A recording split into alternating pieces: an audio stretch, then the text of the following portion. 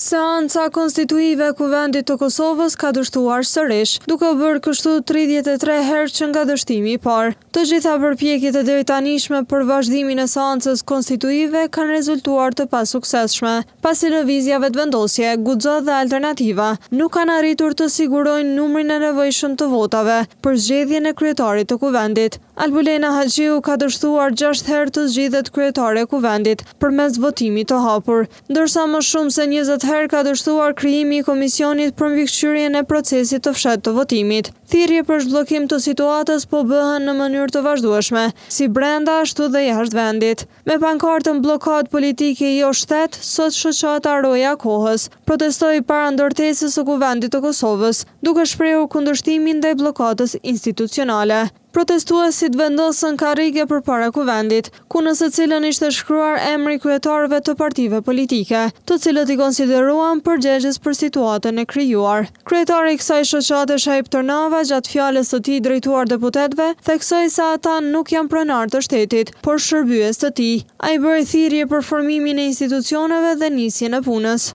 Jemi këtu për një të vërtetë të madhe që po hesht për Kosovën, që po mbahet peng. Që nga zgjedhja fundit, populli ka heshtur dhe ka pritur. Ka pritur që deputetët ta nisin punën, ka pritur që institucionet të formohen, ka pritur që të dëgjohet zëri i qytetarit. Këtë po ja themi sot publikisht, ju nuk jeni pronar të këtij shteti, jeni punëtor të tij, dhe populli që u votoi po ju shikon, po ju gjykon.